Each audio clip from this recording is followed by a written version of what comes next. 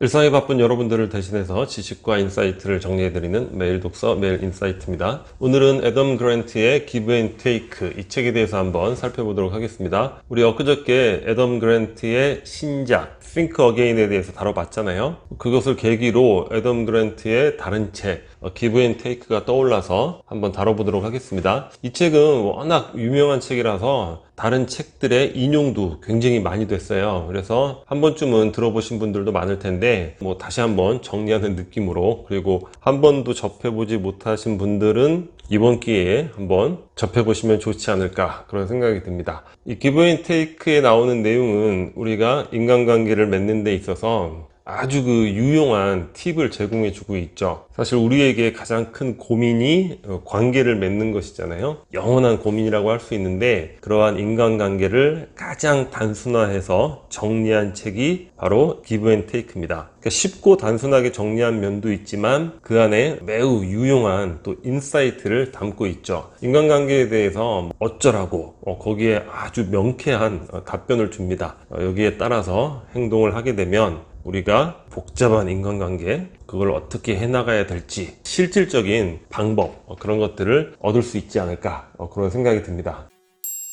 인간관계의 세 가지 유형인데 가장 심플하게 정리를 해놨어요. 누구나 이 세 가지 범주 안에 속한다는 거죠. 첫 번째, 테이커입니다. 테이커는 자기 이익을 가장 우선적으로 취하는 경우죠. 나만 많이 가지면 되는 거예요. 공공의 이익, 파이를 키워서 거기서 내가 더 가져가야지, 이런 개념이 없죠.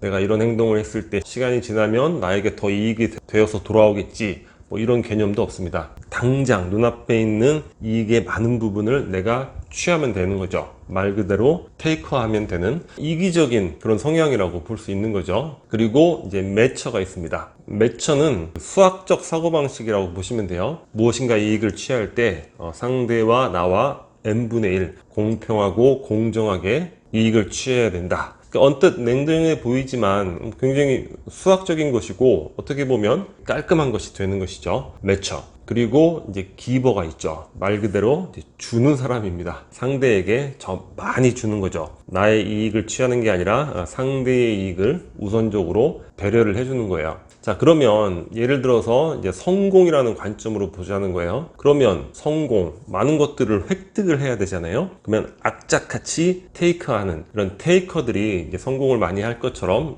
여겨지는데, 이 책의 중요한 인사이트 중에 하나가 뭐냐면, 크게 성공하는 사람들 중에는 기버의 경향이 굉장히 많다는 거죠. 물론 가장 실패하는 성향에도 기버가 있긴 해요. 일단 세 가지 유형을 봤을 때 이 중에서 가장 깔끔하게 고민 없이 선택해 볼 수 있는 건 뭐가 되겠죠? 매처. 나는 크게 성공하고 이런 거 관심도 없고 눈앞에 약삭 빠르게 이렇게 보이고 싶지도 않고 공평, 공정, n분의 1 매처가 되겠다. 이렇게 하는 것도 하나의 선택 방법이 될 수는 있겠죠. 하지만 내가 또 크게 성공해 보겠다, 이런 생각을 갖는다면 기버에 대해서 조금 더 연구를 해봐야 될 것 같습니다.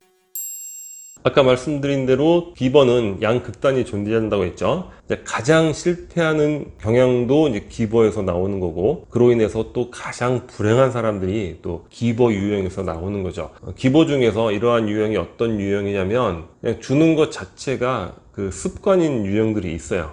자기 것을 잘 챙기지 못하고 남에게 주는 것 자체를 자기의 프라이드, 자부심으로 여기는 그런 경향의 사람들, 주변에서 꽤 많이 보거든요. 이런 유형의 사람들 굉장히 스스로를 멋있게 여기면서 자기 것을 챙기지 않는 거죠. 근데 본인만 챙기지 않고 본인만 실패하고 본인만 불행하면 그나마 다행인데, 이러한 기버 성향이 주로 아버지들이 많다는 거예요. 가족이 불행하고 가족이 실패를 하는 거죠. 그러니까 최악의 가장이 되는 거고, 또 회사로 따진다면 최악의 오너, 최악의 리더가 되는 거예요. 본인만 다 퍼주고 그 팀원들은 어떻게 하라고, 그죠? 그 조직원들은 어떻게 하라고. 이제 반면에 가장 성공하는 유형의 이제 기버들이 있고, 또 가장 행복한 그런 경향도 이제 기버에게서 나타난다는 건데, 이런 경우의 기버는 어떤 기버냐면, 그저 단순히 주는 것 자체를 그냥 대단히 자부심을 느끼고 이런 게 아니라 타인의 관점을 이해를 하고 파이를 더 키울 궁리를 한다는 거예요. 여기 10개가 있는데 내가 5개 가져가고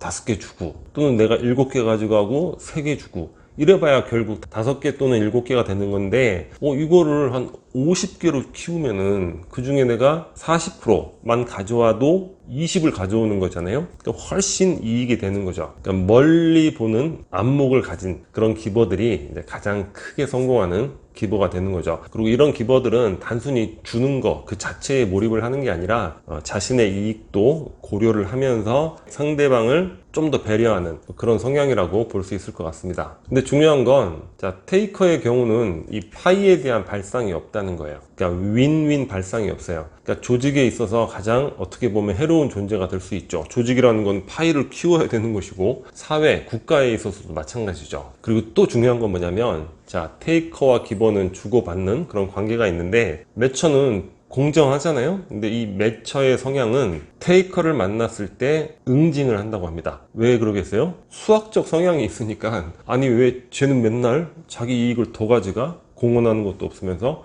테이커를 응징을 하는 거죠. 그리고 기버를 만나면 기버의 성향을 또 지원을 하는 거죠. 시간이 지나면서 그 기버의 어떤 고마움을 알게 되는 거잖아요.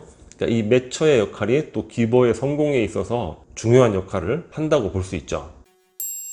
아까 일단 우리가 선택해 볼 수 있는 게 뭐라고 했죠? 일단 매처를 선택해 볼 수도 있는 것이고 한번 기버의 성향을 연구해 보겠다 하면 두 번째 선택이 있습니다. 뭐냐면 심플한 인간관계에 있어서 시나리오 게임을 펼쳤을 때 항상 우승하는 그런 게임 시나리오가 티포텍 게임이라는 거예요. 이거 책에서 많이 보셨을 텐데 어떤 내용이냐면 일단은 인간관계에서 이제 기보로 나가는 거죠. 기보의 성향으로 상대를 배려하고 그런데 상대가 이제 테이커로 나오는 거예요. 탐욕 이기적이고 막 자기 이익만 생각하고 그러면 나는 매처로 행동을 하는 겁니다. 공정, 공평, n분의 1 수학적으로 행동을 하는 거죠. 그런데 상대가 테이커가 아니라 매처나 기보로 나오면 계속 나는 기보로 나가는 거예요. 물론 상대가 기보로 나오면 나도 뭐 당연히 기보로 나갈 수 있는데 매처로 나올 경우에도 기보로서 행동을 한다는 거죠. 왜냐? 매처는 어떻게 보면 게임에 중요한 역할을 하고 있잖아요. 테이커를 응징하고 기보를 지원하기 때문에. 그러니까 이러한 나의 도움이 시간이 지나면서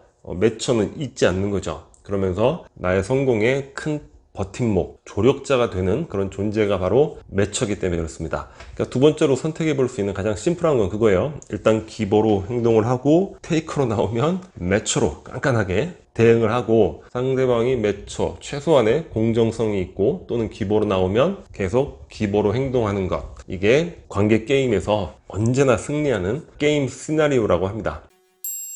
마지막으로 이제 호구 탈피인데 일단 이 부분은 우리가 기버를 선택했을 때 꼭 알아야 될 내용이에요. 천성적인 기버는 자기의 이익을 내세우지를 못하는 거예요. 추구를 못해요. 이 선천적으로 그런 경향을 갖고 있는 거죠. 그러니까 아까 말씀드렸듯이 나는 괜찮지만 내 주변 사람들이 손해를 볼 수가 있잖아요. 그래서 이러한 호구를 탈피할 수 있는 전략으로 기버는 보다 큰 그림을 그린다고 했잖아요. 큰 가치를 추구하고 그러니까 기버가 최소한의 이익은 꼭 챙겨야 될 때는 기버 스스로 자신의 이익을 생각하는 게 아니라 보다 큰 가치를 생각을 하라는 거예요. 예를 들면 조직에서 연봉 협상을 할 때 난 더 받아야지 내 이익을 챙겨야지 이게 아니라 내 가족의 이익을 챙겨야지 보다 큰 가치에서 또한 비즈니스 협상을 한다 내가 더 가져야지 이런 거 잘 못한단 말이에요. 그냥 당신 유리한 대로 그냥 합시다 이렇게 나갈 수가 있잖아요. 그러니까 보다 큰 가치 내가 아니라 나의 팀원 나의 조직의 이익을 더 생각해야지